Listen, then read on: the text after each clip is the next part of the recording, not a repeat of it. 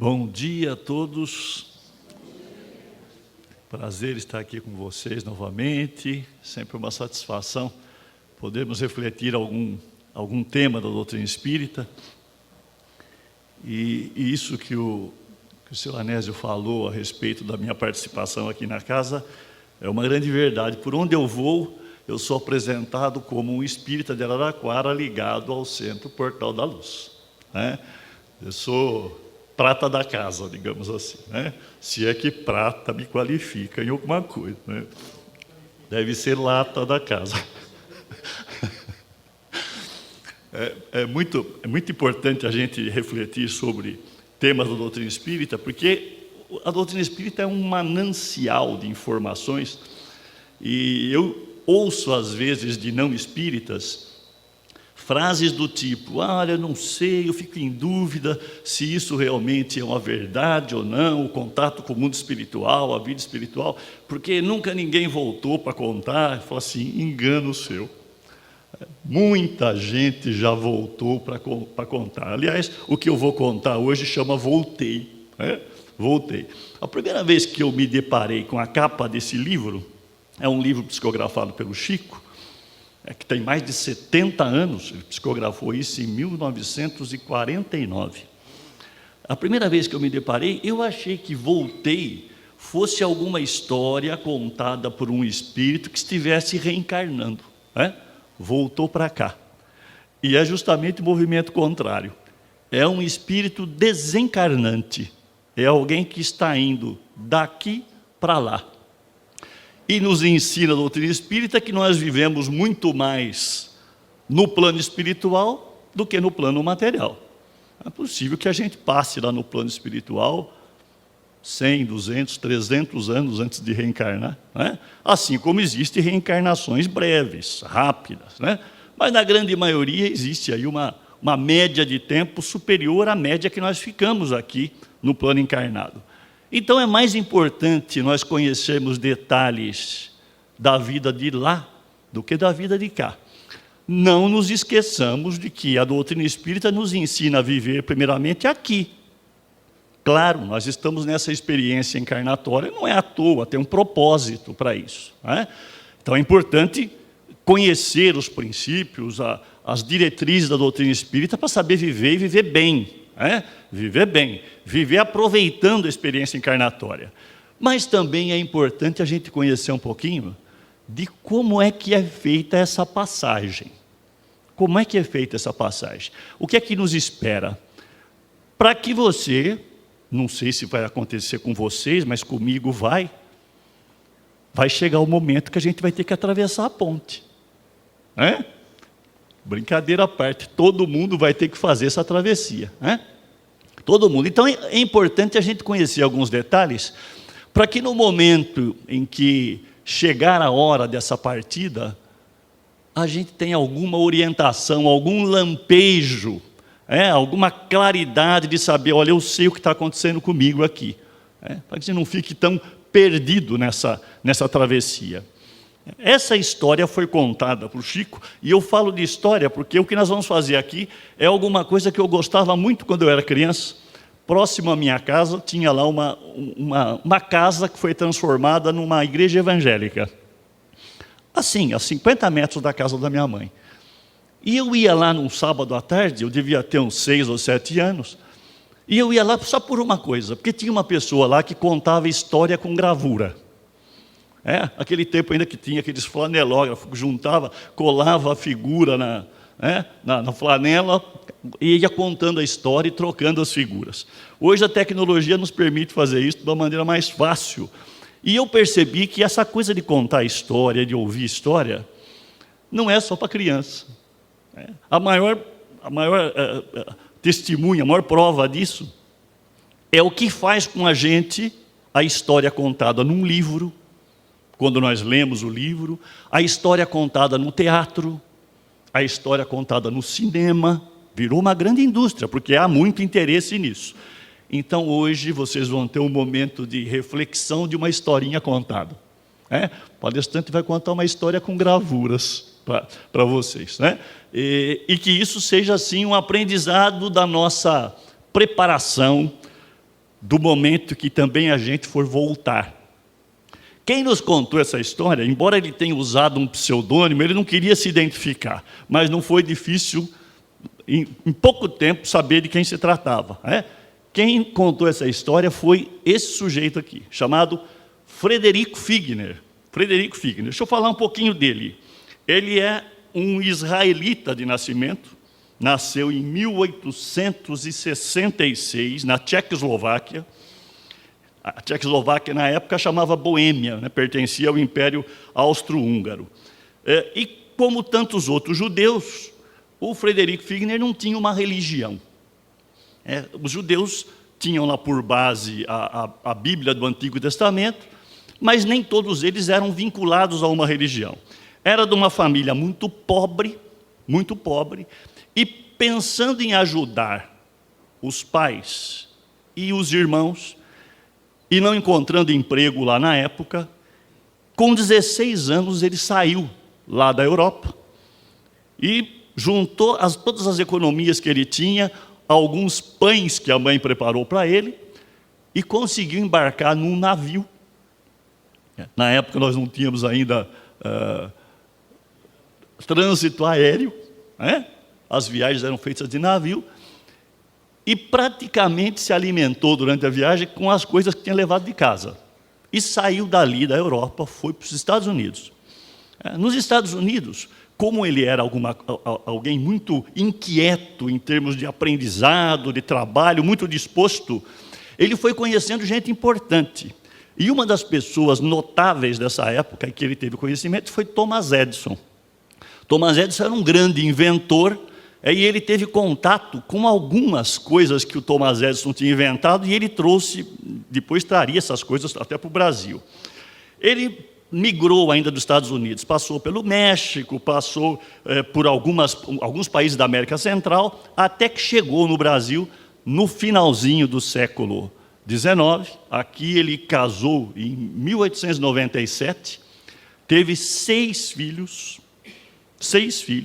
e conseguiu, no comércio e na indústria da época, conseguiu riqueza, conseguiu ser bem-sucedido. Ele montou uma loja chamada Casa Edison, que trabalhava com importação. As primeiras máquinas de escrever vieram pelas mãos dele. Os primeiros fonógrafos, aquela vitrola, os primeiros discos que funcionava ainda a manivela, vai até aparecer. Aqui é a Rua do Ouvidor, lá no Rio de Janeiro, onde ele montou a Casa Edison. A Casa Edison passou até a patrocinar alguns primeiros artistas da época.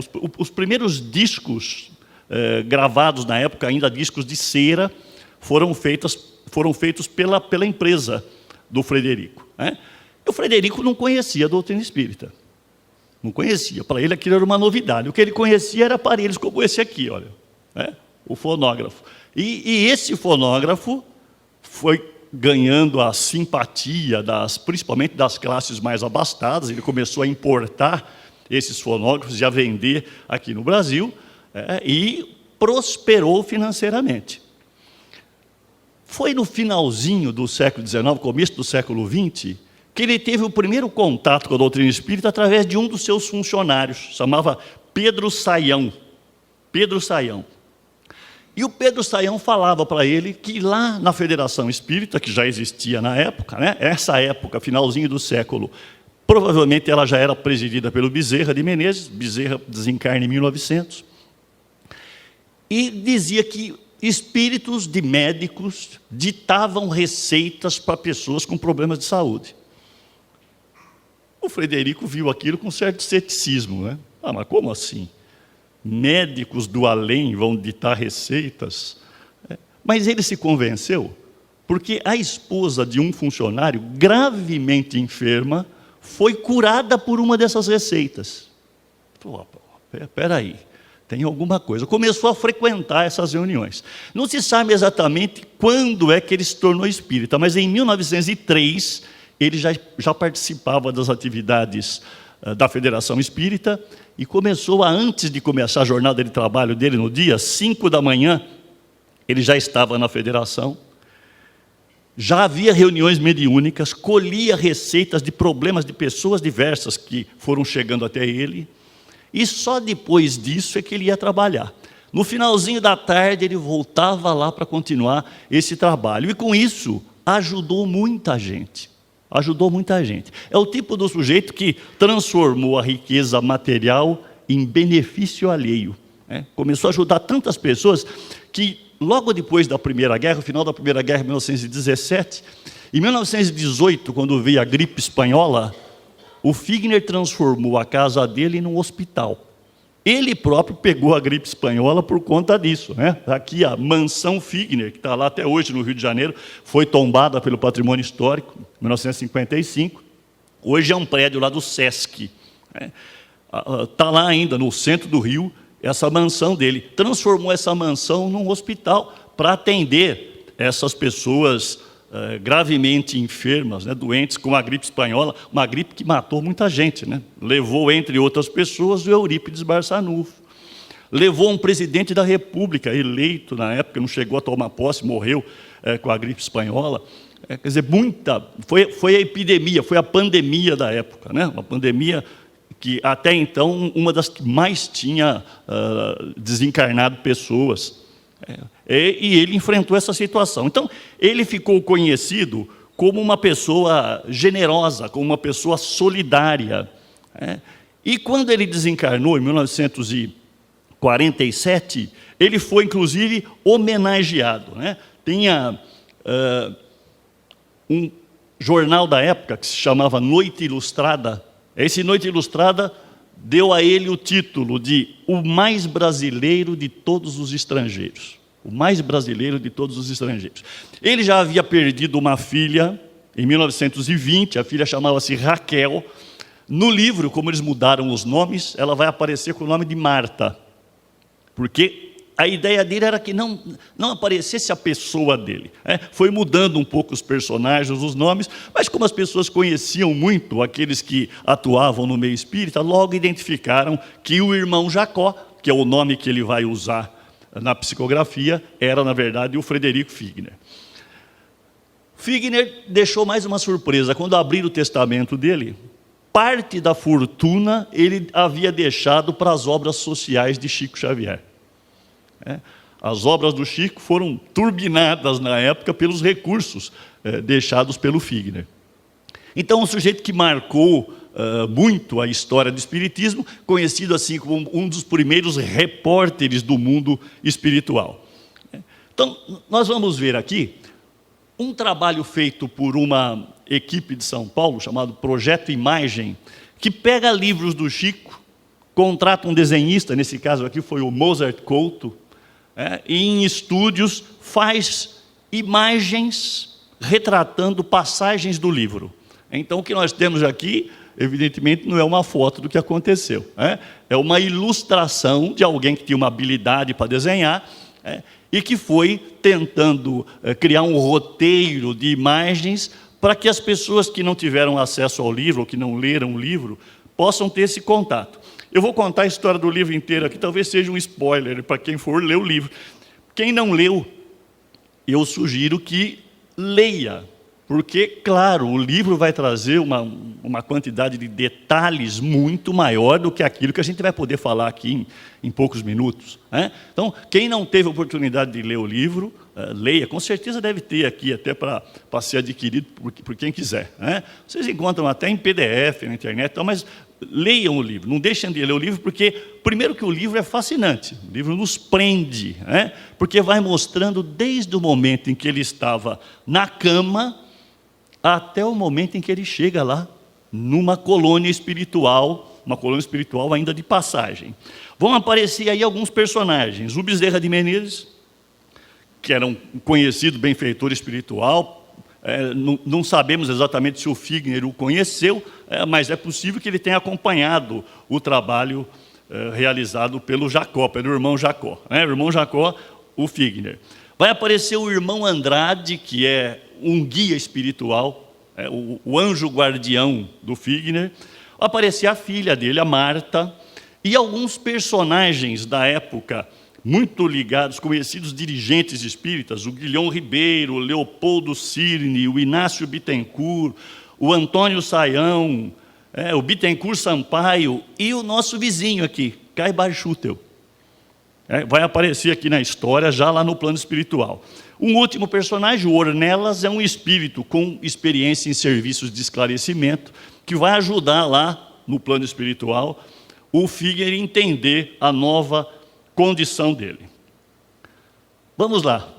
Primeira preocupação do irmão Jacó foi encontrar alguém para quem ele pudesse contar a história.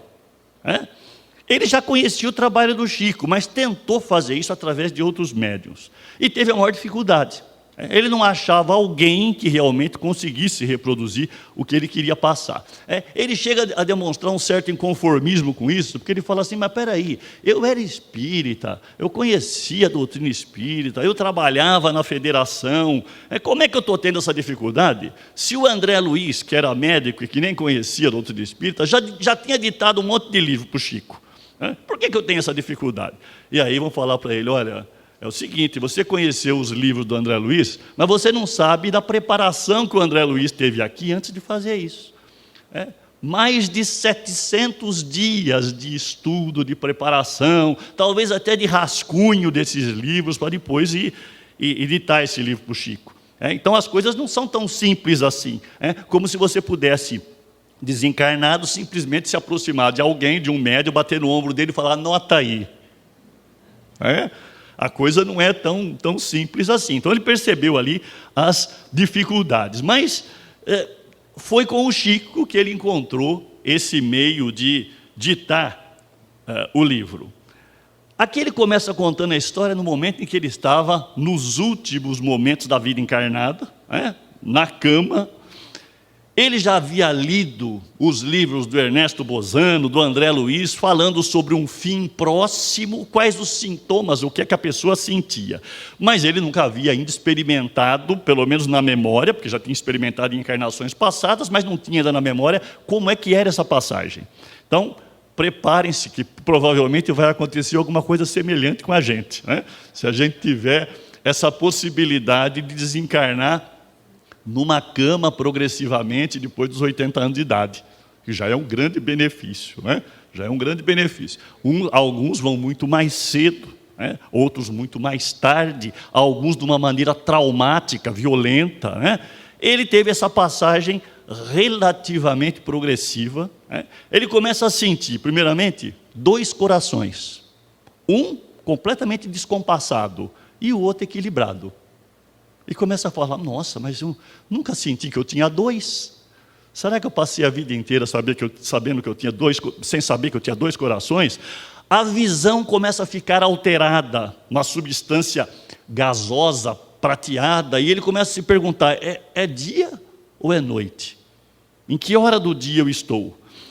O irmão Andrade, que é aquele espírito que o acompanhou durante toda a vida, se aproxima dele, ele ali em repouso, aplica passes para ele, olha só, 2 horas de passes. 2 horas de passes. Simplesmente para prepará-lo fluidicamente para ele desencarnar. Ele começa a ver tudo que ele havia idealizado.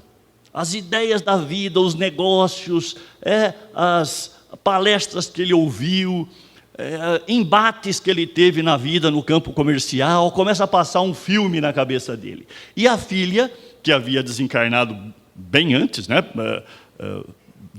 2017 anos antes dele, ela se aproxima, sorrindo, pede para que ele descanse, para que ele não fique ansioso demais. Ele tenta falar, mas acaba chorando. Ele começa a perceber que essa visão um pouco nebulada era acompanhada por um desdobramento. Ele começa a se ver em duplicata. Ele se vendo fora do corpo e no corpo. Um fio prateado o liga ao corpo físico. Nós vamos dizer que esse fio prateado é o mesmo que nos liga ao nosso corpo perispiritual, ao nosso corpo espiritual, e nos momentos de sono, onde há esse desdobramento, é esse fio prateado que nos mantém ligado ao corpo material, né? Assim que acordamos, ou mesmo antes disso, esse fio se recolhe, ele é capaz de nos trazer de volta ao corpo físico quase que imediatamente. E quando nós desencarnamos, esse fio não se arrebenta, ele vai se desprendendo aos poucos, nos dias da doutrina espírita.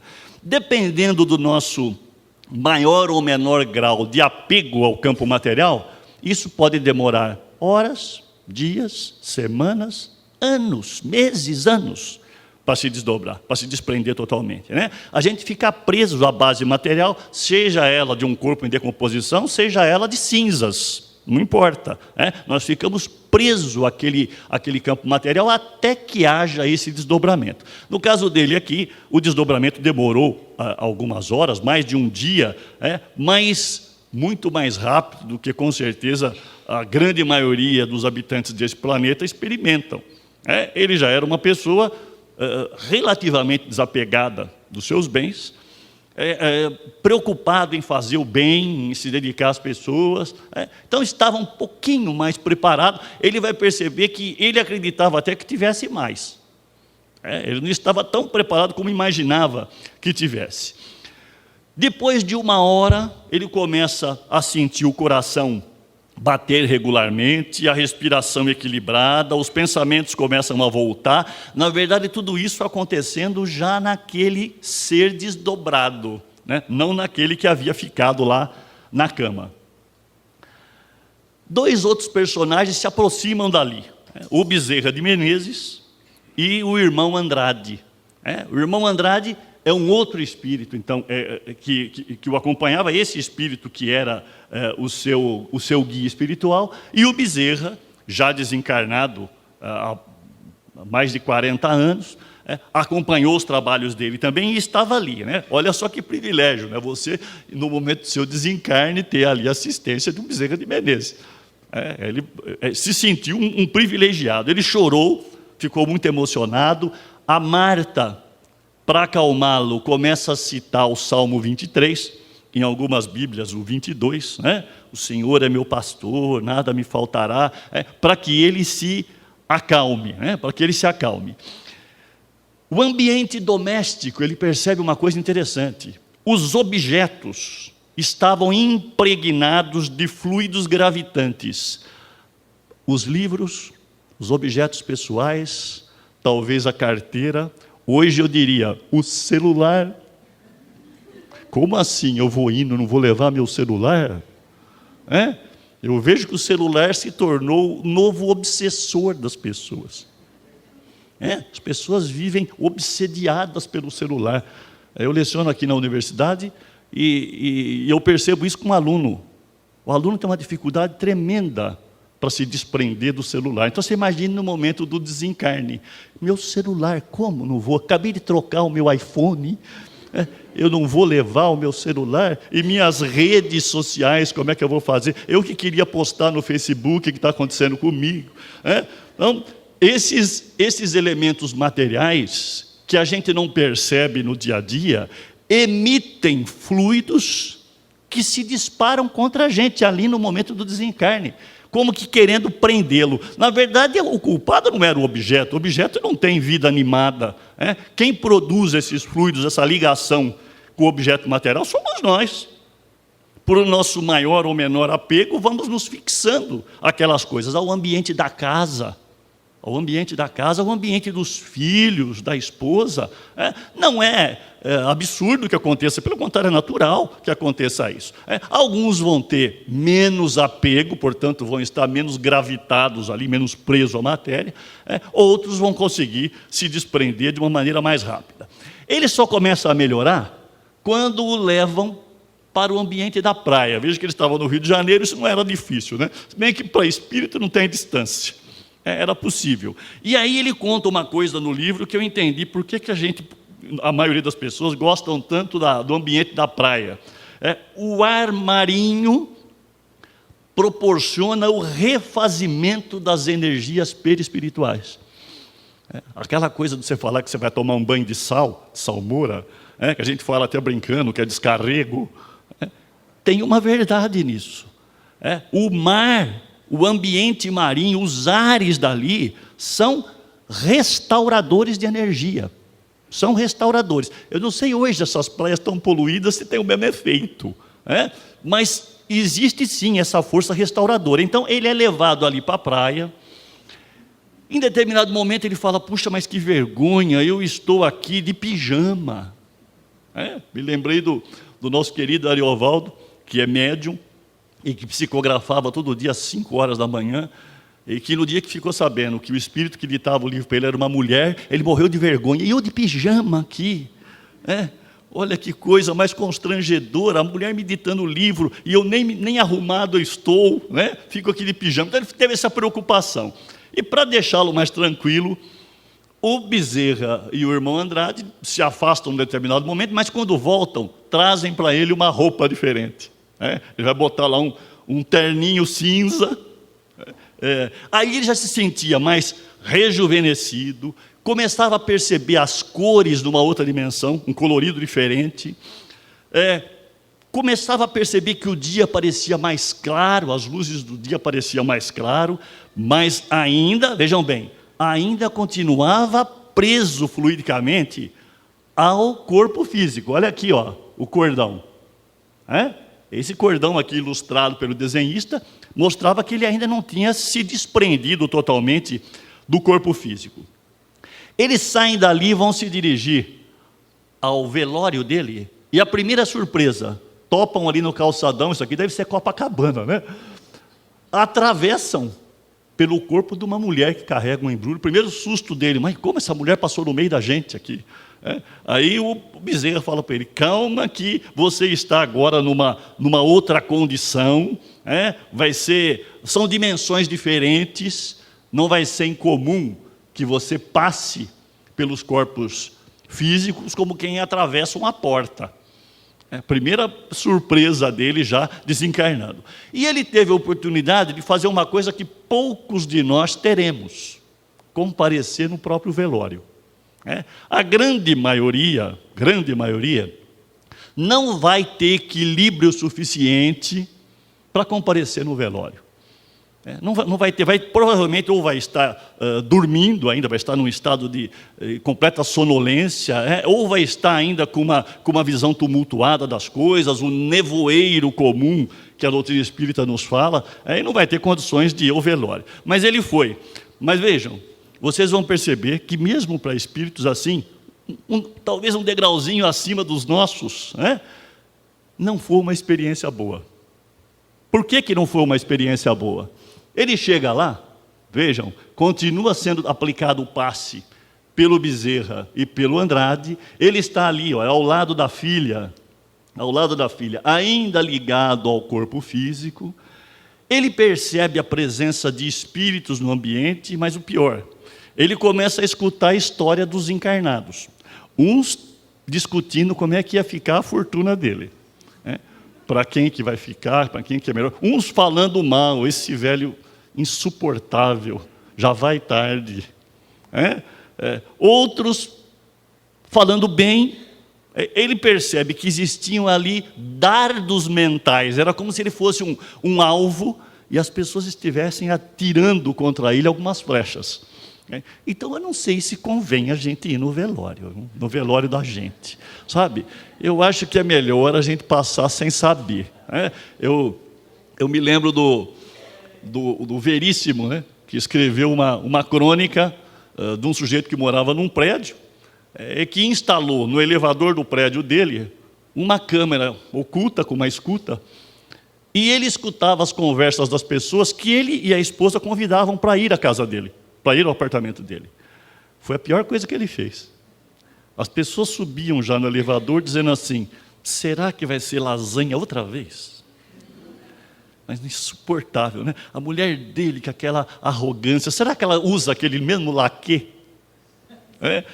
Percebeu que os comentários que as pessoas fazem longe da gente, melhor que a gente não escute. Sabe? A maioria são... Porque o que prevalece nesse planeta ainda é a inferioridade moral, espiritual. Os comentários são, na maioria das vezes, comentários negativos. que não nos agrada, né? A gente não quer ouvir. Aqui não tinha uma escuta, mas as pessoas que estavam ali não sabiam que ele estava ouvindo, né? Ele estava presente. A coisa só começa a melhorar quando há o desprendimento, ele sente um baque, como se fosse um terremoto, ele diz, há o desprendimento total do corpo físico, eles saem dali da sala do velório e, antes disso, ele vê também alguns espíritos que o criticam ali, e que falam assim: esse aí não é aquele que queria nos doutrinar lá na sessão espírita? Por que ele não se vira agora? Queria falar tanta coisa para a gente, né? Ele até tem o ímpeto de responder, e o irmão Andrade diz para ele: não, você não vai falar nada. Eles nem estão te vendo, eles estão numa dimensão diferente, nem estão percebendo o que estão fazendo. Outra, quer dizer, a maldade não vinha só de encarnado, vinha também de desencarnados, que estavam ali, no mesmo ambiente.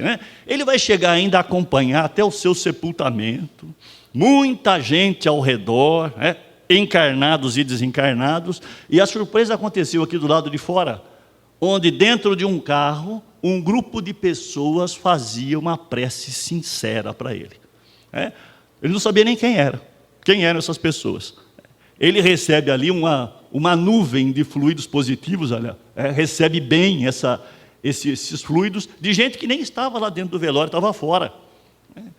Depois ele ainda passa, depois do sepultamento, pelo seu ambiente de trabalho, volta na sua casa, antes de chegar de volta na praia, onde iriam aguardar outros desencarnados. Alguns desencarnados há vários dias, várias semanas, que continuavam transitando por ali, ainda não haviam partido do plano material. Várias pessoas, vários espíritos, alguns atormentados, alguns ainda acompanhados por obsessores, e eles vão lá na praia e começam a aguardar. O Andrade e o Bezerra fazem preces, pedem para que eles se acalmem, e ele não sabia bem o que é que eles estavam aguardando. A surpresa veio logo depois, quando chega uma senhorinha acompanhada de 2 espíritos. Esses 2 espíritos foram buscar esse espírito mais iluminado do que eles. Era uma professorinha da periferia do Rio, que havia desencarnado, e o Jacó, a primeira sensação que ele tem é de inveja. Puxa vida, mas essa mulher tem uma luz que eu não tenho. Ele não via luz nenhuma em si, e aquela mulher, com essa luz toda, uma completa anônima, nunca nem ouvi falar dela. Eu, um cara tão importante, tão empenhado, eu não tenho essa luz. E a Marta, a filha, fala assim: pai, combata esse sentimento. Esse sentimento é um sentimento ruim, não é um sentimento positivo. Se ela chegou aqui com essa luz, e se estávamos aguardando que ela chegasse, é porque ela tem méritos. Eu imagino hoje as professoras de periferia, algumas delas morrendo na sala de aula. Quanta luz tem para fazer uma travessia dessa, às vezes muito superior à luz que tem as pessoas muito engajadas em movimentos religiosos. Porque estar ligado a um movimento religioso é instrumento, é meio. Tornar-se iluminado é esforço, é empenho, é luta diária contra as nossas limitações, sabendo que, como disse o menino aqui na prece, na abertura, sabendo que nós vamos levar no coração, como bagagem, apenas o que iluminamos, apenas o bem que fizemos. O resto, toda a fortuna dele, todas as empresas, todos os negócios, estavam ficando ali para trás.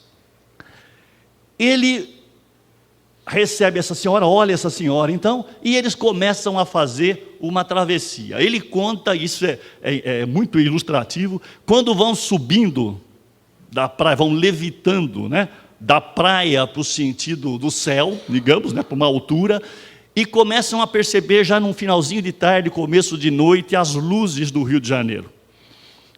Ao mesmo tempo, percebem no caminho figuras horripilantes. E o irmão Andrade e o Bezerra dizem para ele: isso é o produto mental das pessoas do planeta.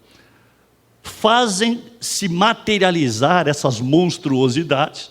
Alguns são realmente espíritos inferiores que ficam por ali, rodeando o planeta, e passar por esse trajeto de uma região umbralina fazia parte do roteiro. Era para que eles também percebessem isso, né? Que a coisa era realmente uma caminhada. Alguns ficam muito assustados. O Bezerra pede para que ele próprio faça uma prece e vão seguindo em fila, nessa fila ascendente, para um lugar que ele não sabia exatamente qual era, né? Os espíritos superiores classificam esse lugar como o império dos dragões do mal, nessa região, uma vasta região umbralina. Logo à frente vai aparecer uma ponte, onde eles deviam atravessar. Essa ponte, novamente rodeada por espíritos malfeitores, blasfemos, todos se dirigindo a eles. Ele se sente até não merecedor daquilo, porque a ponte era uma ponte de luz, maravilhosa. Depois ele vai ter uma dúvida lá na frente: por que eu precisava de uma ponte? Se até então eu vim levitando, por que eu precisava ali de uma ponte, né? Vai ter essa explicação para ele. Uma das pessoas que estava no grupo começa a chorar e fala: não, eu não sou digno de passar, e eu matei uma pessoa. E o Bezerra fala para ele: nós sabemos disso, mas nos 30 anos que se seguiram depois desse seu erro, você se redimiu, se dedicando ao bem, se dedicando à ajuda às pessoas, e se você está aqui agora para atravessar a ponte, é porque você é merecedor. Isso nos mostra que, por piores que sejam os nossos erros durante a vida, sempre é possível redimi-los pela prática do bem. Por pior que seja o que você tenha errado. Veja um erro grave desse, ter matado uma pessoa. Ele estava ali sendo merecedor de fazer aquela travessia, porque mesmo naquela encarnação, ele havia se recuperado do erro que tinha cometido, tinha se aplicado na prática do bem, e, portanto, merecia essa passagem. Vozes desses espíritos inferiores diziam: vigiemos a ponte, assassinos não passam. Já sabendo, conhecendo talvez a história de alguns deles que acompanhavam ali. O Bezerra, sempre sereno, dizia: mantenham a sintonia do bem. Mantenham a sintonia do bem. O Jacó, de novo, eleva uma prece para recompor essas energias. O grupo volta a levitar e atravessa essa ponte. Do lado de lá, na chegada, ele via de longe alguns pássaros. Quando ele se aproxima, na verdade não eram pássaros, eram crianças. Uma delas, filho da professora. Vinham ao encontro dela, inclusive se juntam a ela e já saem daquele plano, já saem daquela colônia. Era alguém que já merecia estar num lugar melhor, talvez numa colônia mais adiantada.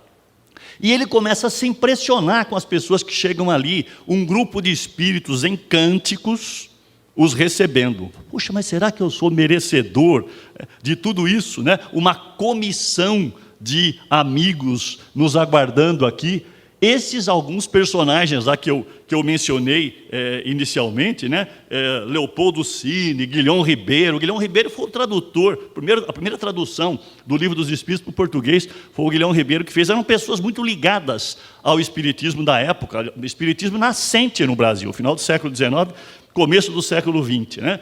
Vão abraçar, ele quer falar, mas o Guilhom diz para ele: não, calma, você está muito ansioso, se controle que nós vamos ter a oportunidade de conversar mais. Ele é levado para uma casa acolhedora. Aqui nós não sabemos exatamente quem era a dona da casa. Ele denomina Mamãe Frida. Mamãe Frida. O Jacó não teve autorização para identificar quem era a Mamãe Frida. O ambiente doméstico, ele nota, era perfeito: tapetes, móveis, adornos, iluminação, tudo sem luxo, mas muito organizado. Ele, ainda muito cansado, tentou conversar, mas reparou que, já agora desligado da influência do Bezerra, o cansaço bateu de vez. O Andrade o conduz a um quarto, aplica um passe nele e ele vai deitar. Durante o sono, ele recapitula com riqueza de detalhes o que havia acontecido na sua vida. De novo, passa aquele filme dos principais momentos da vida, e devem aparecer os bons e os ruins. Os bons nos trazendo alegrias, os ruins nos trazendo arrependimento, remorso talvez. Passam aquelas cenas, e quando ele acorda, ele começa a pedir algumas orientações, alguns esclarecimentos para o Andrade. Escuta, mas por que nós precisamos de uma ponte para atravessar? A gente veio levitando, porque olha, a ponte é apenas uma figuração criada no seu nível mental e no nível mental das outras pessoas, para que percebam que há uma travessia. A ponte não precisava existir ali. Ela foi uma criação mental apenas para acalmar, para dar segurança para esse grupo. Ele pergunta: e onde é que estão os tribunais de julgamento? Eu não vou passar aqui pelo julgamento do condenado, absolvido, em céu, inferno. Onde é que estão? Ele falou assim: você já viu pela doutrina espírita que esses tribunais só existem na sua mente. A sua consciência é o tribunal dos seus atos. Nós não temos aqui um julgamento de céu e de inferno. Eu vejo com tristeza alguns irmãos nossos de outras crenças religiosas acreditam que a partir do momento do desencarne, os espíritos estão dormindo. Vão acordar só na trombeta do juízo final. Olha que surpresa que isso deve nos trazer, quando você percebe que desencarnou e continua acordado. Pô, mas e agora? Que tristeza é para quem fica acreditar que quem foi, porque está dormindo, não te ouve, não interage com você, não faz parte mais da sua vida, não é capaz de ouvir as suas preces. Estão dormindo. Como a doutrina espírita é reconfortante, não porque nos traz uma versão fictícia, mas porque nos traz uma versão verdadeira da interação do espírito desencarnado com o plano material. Muitos ainda vão interagir com a família, com filhos, vão estar no ambiente. Há relatos inúmeros aí dos livros do Chico dos próprios depoimentos trazidos nas obras básicas da doutrina espírita, de espíritos que continuaram tentando conversar com a esposa, com o esposo, com a filha, com o filho, no ambiente doméstico, inclusive indignados, porque ninguém dava bola para o que ele falava. Indignados, mas como assim? Eu falo aqui, ninguém escuta, ninguém me dá atenção, porque ainda não tinha percebido, como diz a expressão antiga, não tinha caído a ficha ainda, de que ele já estava desencarnado. No centro espírita, em reuniões mediúnicas, é comum aparecerem espíritos que não sabem que estão desencarnados. Chegam, inclusive, indignados. O que está acontecendo? Que ninguém me escuta, ninguém me dá bola, até ele ser orientado de que ele passou de um plano para o outro plano. E isso tem que ser revelado a ele com muito cuidado, porque pode ser um choque. Pode ser um choque muito grande. Os romances espíritas nos mostram muito isso, de pessoas que não sabem bem a sua condição e só vão descobrir que estão desencarnados, às vezes, meses depois. Não querem auxílio, não querem que ninguém se aproxima, são refratários a qualquer tipo de ajuda, e vão, até que tomem consciência disso, vão realmente ter algum padecimento, esse sofrimento que talvez ele chame de inferno ou de purgatório. Ele estava preocupado em trabalhar. Não, eu quero me engajar no trabalho. E o Andrade fala para ele: calma, que aqui não tem descanso eterno, todo mundo vai trabalhar. É outra ilusão da gente encarnado, porque a gente escutou uma frase culturalmente repetida, de que agora descansou, coitado, agora descansou. O pessoal que já não era muito chegado ao trabalho aqui, quando desencarna, fala o quê? Vai continuar? Puxa vida, agora que eu achei que eu ia descansar, descansar, você vai descansar sim. Você vai lá se engajar num outro tipo de trabalho, talvez menos dependente da produção econômica, Você não vai precisar fazer aquilo para ganhar dinheiro, para se manter, etc. Mas trabalho vai ter. Todo o universo trabalha. A lei do trabalho é uma lei que se aplica ao universo todo. Então, vamos sim continuar trabalhando. Essas lembranças ainda foram chegando aos poucos, e ele é convidado, então, para fazer ali um passeio. Primeiro, dentro da própria casa. Ele vê lá um piano de cauda, muito mais completo do que os pianos da terra. A Marta senta ao piano, toca lá uma área. Ele consulta algum desses livros. Um deles falava um pouco a vida de Beethoven. Ele percebe que os livros tinham gravuras vivas. Parece que se desprendiam do livro, se apresentavam como uma tela mental para ele. Ele descobriu nos livros ali que Beethoven vivia numa esfera mais elevada e que ainda continuava compondo. O livro que ele pegou ali da estante, aleatoriamente, abriu uma página lá, era a história de Beethoven. Depois vão dar um passeio pela colônia espiritual.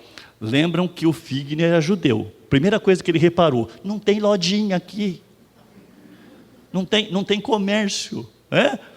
Não tem comércio. Como é que as pessoas fazem aqui? Não tem produção de nada, tem casas humildes. Ele vê esses pássaros diferentes, pássaros com muita luz, com uma plumagem luminosa, colorida, o que mostra que os seres animais também existem no plano espiritual.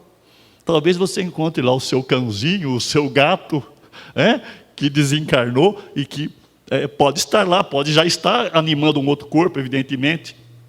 Mas pode também ser encontrado ali no plano espiritual. Alguns animais nos parecem tão desenvolvidos que nos dá certeza que quando eles desencarnam, eles devem ir para um plano já mais elevado. Sabe? Aquele animal que está na transição, talvez alguns milhares de anos, cheguem à condição humana. Cheguem a encarnar um corpo de uma pessoa humana. Nós sabemos que é assim, na natureza. A lei do progresso é inexorável, ela acontece em todas as instâncias. Daí a nossa necessidade de receber e tratar bem os animais, que em boa parte nos ensinam muito, muito, demais. Ontem ainda ouvi uma chargezinha de um menininho perguntando para o seu cachorrinho, acho que era o Bidu, aquelas figurinhas do Bidu, em quem que eu posso confiar? E o Bidu responde para ele, se latir ou miar, confie 100%. Esses, você não tem dúvida de que a confiança é desinteressada. Outro dia meu irmão fez uma observação interessante, que eu também não tinha reparado. Falou assim, mesmo entre os animais tem os seletivos. Você já viu muito mendigo dormindo embaixo de uma laje e o cachorro do lado? Você já viu algum mendigo dormindo embaixo de uma laje e o gato do lado?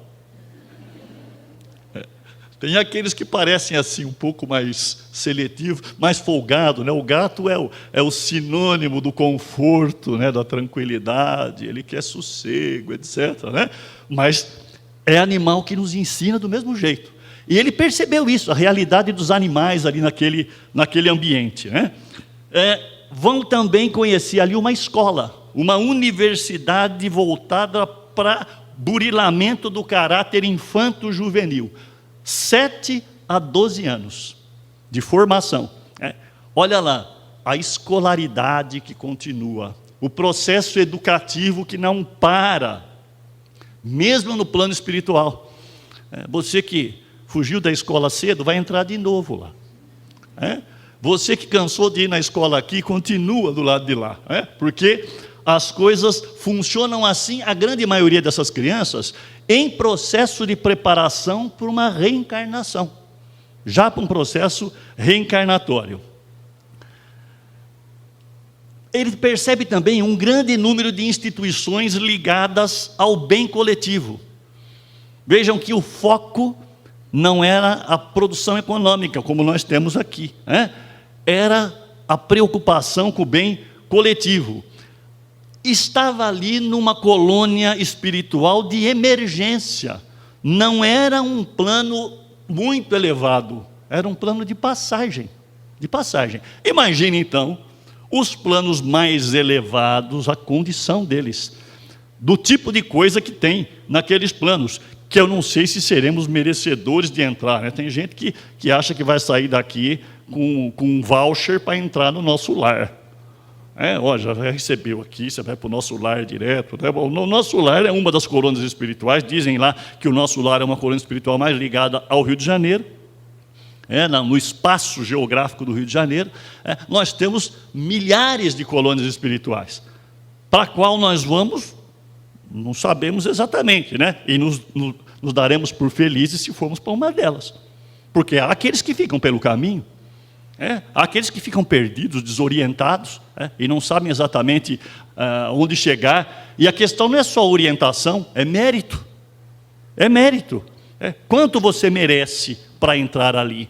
Se você já leu o Nosso Lar, você vai perceber, no lado de fora das muralhas, quantos espíritos querendo entrar e não conseguindo, não sendo permitido que entrassem, né?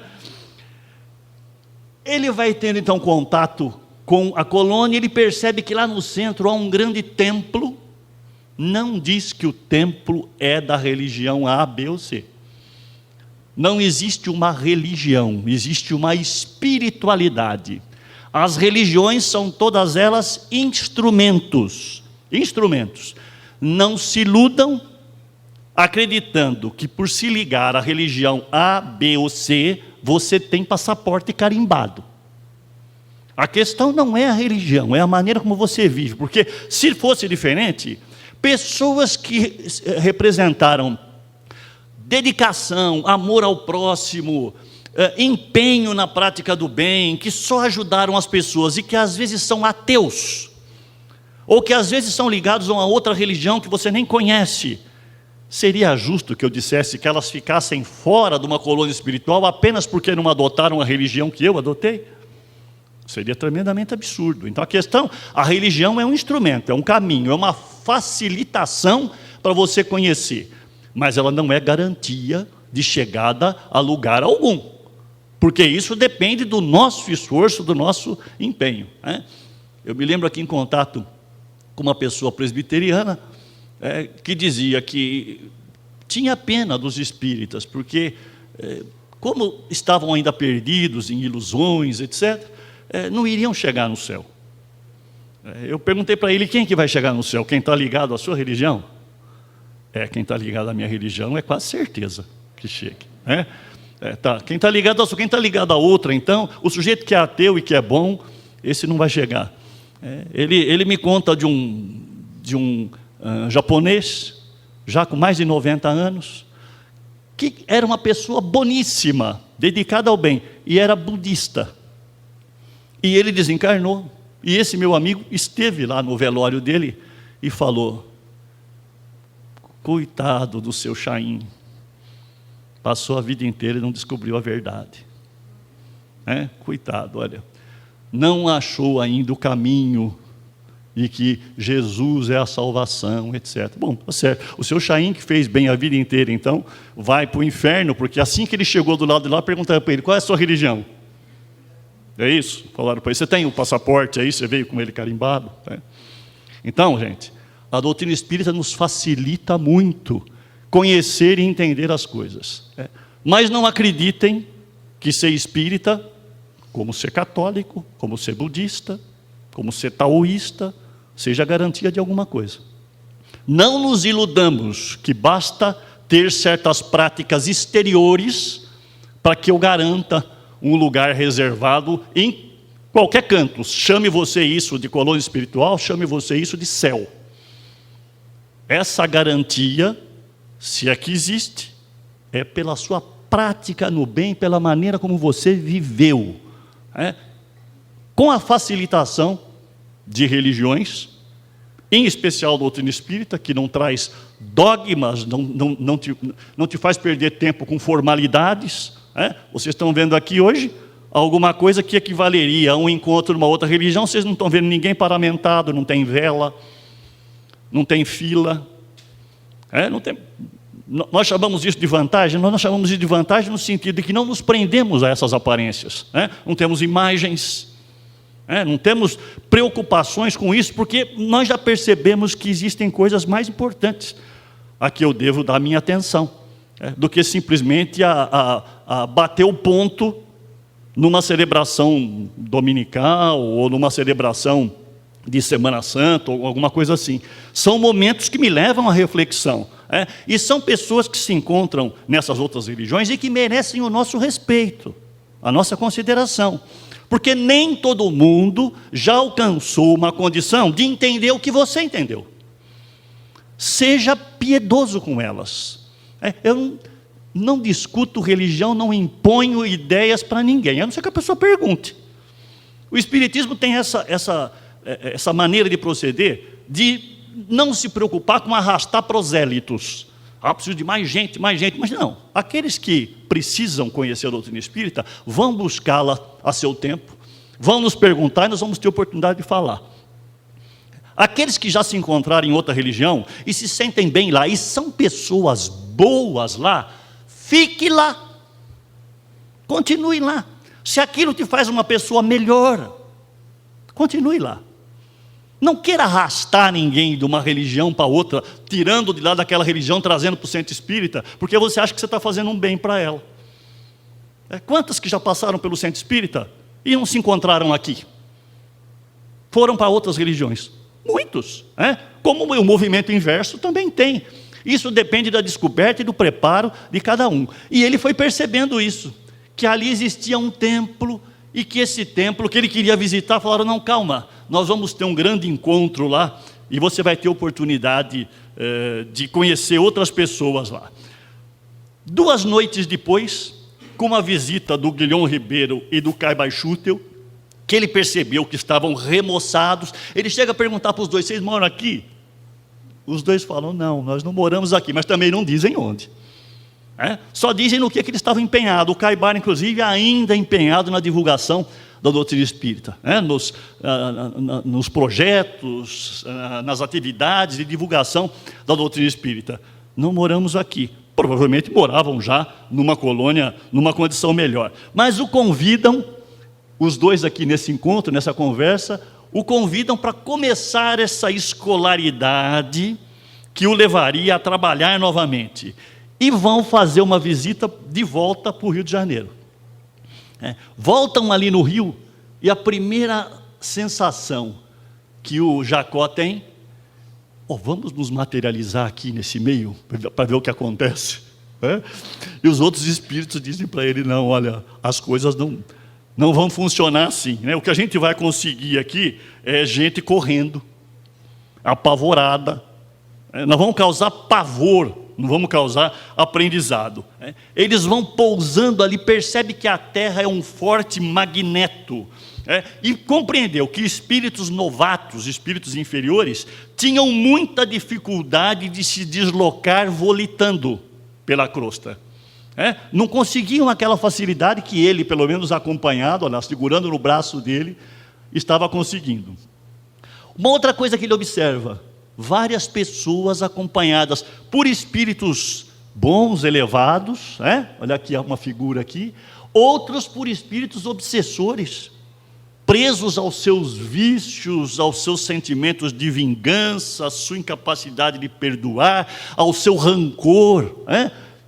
Que coisa ver uma cena dessa. Imagina você andando na rua e percebendo quem está nas costas de quem.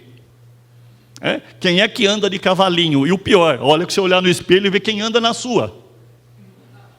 Quem é que anda na sua? Com quem você anda? Lembra o ditado? Dize-me com quem andas.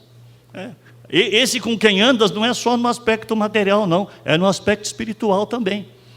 Que tipo de espírito a sua frequência de pensamento, as suas intenções, os seus propósitos, a sua rudeza de espírito, que tipo de espíritos você atrai?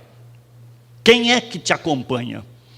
E às vezes o sujeito passa procurando nos médicos a solução para uma doença, uma enxaqueca que o acompanha há mais de década, problemas estomacais, cardíacos, mentais, depressões, distúrbios do sono, e não acha, porque o problema não está no corpo físico. O problema às vezes está lá no corpo espiritual, na maneira como você olha para a vida, na maneira como você olha para a vida, na maneira como você encara as suas relações. na maneira como você consegue superar os entraves que você teve na vida, no relacionamento de casa, conjugal, com o filho, com os pais, com os vizinhos, com o pessoal do ambiente de trabalho.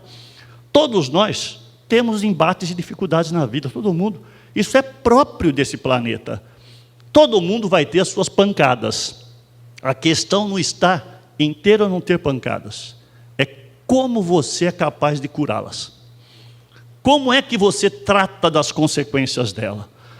O que te desequilibra, o que te torna confuso, o que te faz atrair bons ou maus espíritos, não é o fato de ter tido reveses na vida ou dificuldades na vida. Isso também é instrumento.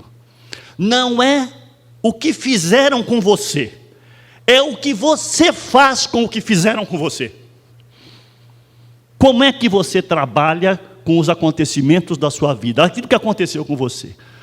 Como é que você lida com esses sentimentos? A maneira como você lida com esses sentimentos determina quem te acompanha.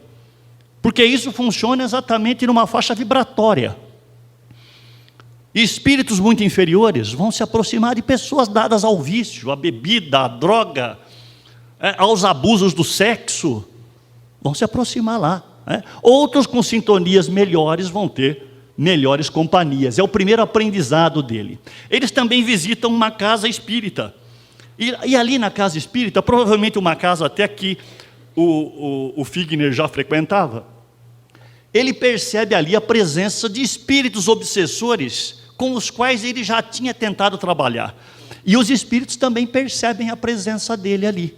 E começam a apontar para ele.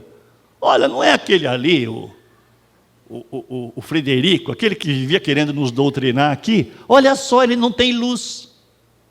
Ele não está iluminado. Era um velho ranzinza, preso demais ao seu dinheiro, à sua fortuna. Por isso que está apagadinho desse jeito. Ele começa a se sentir mal ali. O irmão Andrade fala, calma, que são irmãos ainda em estágio de aprendizado, estão tentando melhorar. E você nem vai conseguir interagir com eles, como você não conseguiu interagir com aqueles que estavam lá no seu velório. Alguns ainda presos às paixões da vingança, do ódio.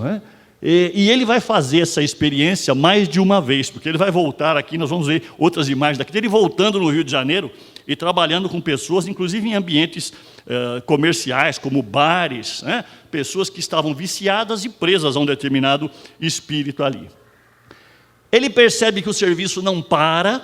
Quando voltam para a colônia espiritual, tem a satisfação de, no 30º dia do aniversário do seu desencarne, aparecer ali um grupo de 100 colaboradores que cedem energia para a materialização de um espírito. Esse espírito, Bittencourt Sampaio, que foi um espírita também conhecido, faz uma grande preleção. O Jacó chega a ficar em prantos, achando que não era digno daquela manifestação, faz uma menção a ele, e o Bittencourt dirige-se ao Jacó dizendo, olha, ninguém passou ileso pelas paixões humanas, senão o Cristo. Retome o seu trabalho, o seu esforço de aperfeiçoamento, sabendo que os seus defeitos, os seus erros são comuns no planeta do qual você veio, no meio no qual você viveu. Ainda bem que a gente tem esse consolo de não desanimar com os nossos erros, porque se a gente colecionasse erros e eles fossem irremediáveis, eu não tivesse oportunidades porque errei, daqui ninguém escapava. Quem é que não erra? Quem é que não erra? Como o Bittencourt disse, olha, o único que passou ileso por essas paixões humanas aqui no planeta foi Jesus. Foi Jesus. Então, sabendo que temos os nossos erros, lutamos contra eles, tentamos nos aperfeiçoar. Isso é o esforço que a doutrina espírita pede para cada um de nós. A doutrina espírita não quer que você se transforme num santo, quer que você se esforce para combater as suas deficiências, os seus erros, as suas dificuldades, que você primeiro identifique que elas existem. E depois, a partir disso, lute para se melhorar. Ele ficou incentivado com essa melhoria, já ainda não se sentia seguro para o trabalho, mas sentia que precisava se reajustar. O Guilhom, então, propõe que ele se matricule num curso, numa das escolas de iluminação. Ele aceita, passa ali diversos dias nessa nova escolaridade, e depois, numa das tarefas práticas desse curso, eles voltam ao Rio de Janeiro. Voltam ao Rio de Janeiro e visitam lá um bar, onde o Jacó vê um espírito obsessor com quem ele já tinha tido contato nas reuniões mediúnicas, porque obsediava vários alcoólatras. E aí a gente vê a situação desses nossos irmãos, às vezes dependentes de álcool e de droga, cuja cura, cujo reequilíbrio é buscado apenas no meio físico, tomando remédio ou se isolando, e não procuram um reequilíbrio espiritual. E tem a maior dificuldade, porque o problema não é só físico, ele é também físico, mas ele é psicossomático espiritual. Ele atinge também o nosso psiquismo, a nossa espiritualidade. Então, se eu não consigo reorientar esses espíritos obsessores, e essa é outra ideia importante. Vejam, algumas pessoas procuram o centro espírita porque se sentem perturbadas, e eles acham que o centro espírita vai ser capaz de fazer com o obsessor mais ou menos o que a gente faz com o carrapato do cachorro.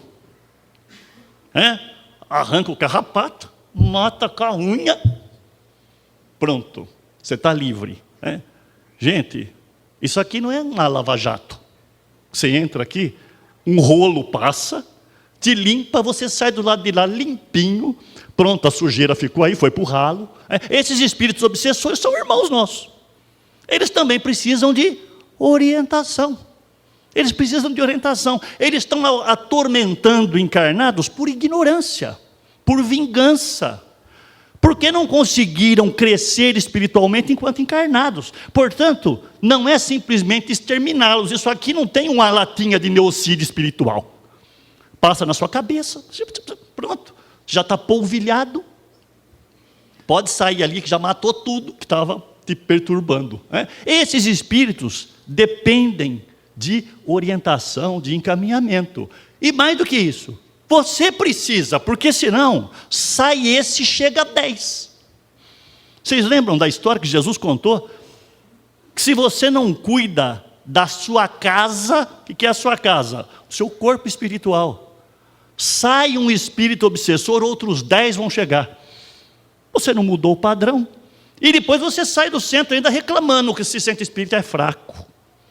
É fraco, esse aí não resolve, viu? Eu preciso ir em outro mais forte. Já me disseram para ir no candomblé, ou na Umbanda, porque lá parece que a coisa é mais forte. Aí o sujeito vai para lá, acreditando na mesma solução mágica. A mesma solução mágica que a maioria das pessoas procura nas farmácias.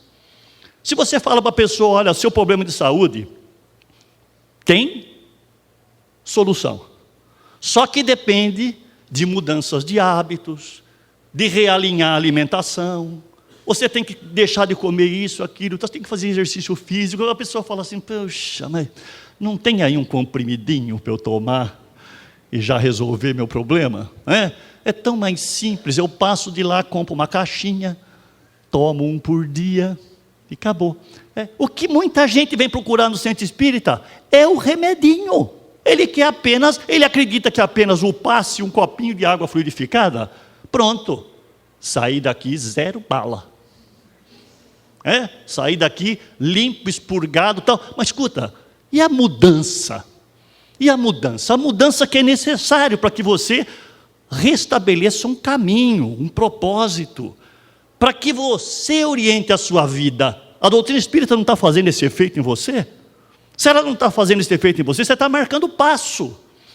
O centro te ajuda com uma mão, você derruba com a outra e com os 2 pés.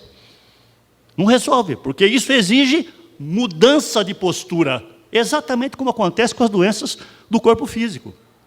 Eu andei fazendo algumas palestras sobre saúde, estudo um pouquinho de saúdes por meios naturais, trabalho um pouco com isso, e eu percebo nos lugares onde eu vou, e que eu falo para as pessoas sobre mudanças de hábito de saúde, a pessoa está doente, e ela diz assim, não, mas não tem nada a ver com o meu cigarro isso aí. Não tem nada a ver. Meu pai fumou a vida inteira, meu avô fumou até os 90 anos. Você acredita que isso aí não tem nada a ver com o seu problema? Não, não tem. Né? O álcool que eu ingiro, é muito pouco o álcool que eu ingiro. Né? Você já viu alguém falar assim, eu bebo demais? É raro. O cara fala assim, não, o que eu bebo não me afeta, tranquilo, posso até dirigir, não tem problema. Né? O sujeito nunca se convence de que aquilo é um mal para ele, porque deixar aquilo, abandonar aquilo, há uma exigência forte. Mudar hábitos, há exigência forte, pesada. E isso não acontece só no corpo físico, precisa acontecer também no corpo espiritual, nos padrões de pensamento. Então estava ali ele se deparando com esse personagem, com esse obsessor. Era um vampiro que arremessava forças perturbantes, tanto sobre esse como depois sobre ele próprio. Esse espírito obsessor reconhece o antigo doutrinador, que era o Jacó, reclama da perseguição dele. Você me perseguiu muito no centro espírita. E de novo ironiza com ele. Cadê sua luz? Esse que está do seu lado tem luz, você não tem nada. Cadê? Você não tem mais nem uma lamparina. De novo, o Jacó se sente ali constrangido. Né? O irmão Andrade fala para ele, calma, vamos trabalhar, concentre-se, reze, ore por esse nosso irmão. E ele então começa a ouvir os conselhos. Olha lá, ele acusando. Olha o irmão Andrade aplicando um passe nele, para que ele se reequilibre e não se volte contra aquele ofensor, aquele que nos atacava, que o atacava. Isso a gente percebe no nosso dia a dia. No nosso dia a dia. Quantas vezes o nosso ímpeto é de atacar a pessoa que nos desagrada? Quantas vezes?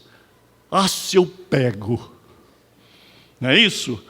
Ah, se você cai na minha mão. Ou então já promete vingança. Calma que a vingança é um prato que se toma frio. Coisa vai e volta. Né? E eu vou criando esse tipo de padrão de comportamento que não me ajuda e nem ajuda o outro. Aqui, então, ele é orientado a dar um passe naquele espírito obsessor, e vai reconfortando, vai orientando. E foi ali o primeiro dia de trabalho prático, depois de mais de 200 aulas de aprendizado para chegar nesse trabalho. E numa certa noite, quando ele já voltava para o plano espiritual, ele é atacado, ainda no meio do caminho, por um grupo de espíritos obsessores, e ele consegue se equilibrar e percebe pela primeira vez o surgimento daquela luz, que ele só via nos outros, ele começa a ver nele. Ele fala assim, isso aqui não deve ser meu, deve ser de uma outra pessoa. E o Bittencourt se aproxima dele e diz para ele, não, essa luz já é o mérito do domínio dos seus ímpetos, do seu crescimento espiritual, e ali surge pela primeira vez essa luminosidade que ele tanto invejava nos outros. Eu não vou nem contar quem são esses personagens que estão ali, porque vai aparecer retaliação religiosa. Mas depois, quando vocês lerem o livro, vocês vão perceber quem é que são essas pessoas que aparecem aí. Para a gente concluir, vamos lembrar aqui uma frase do Figner.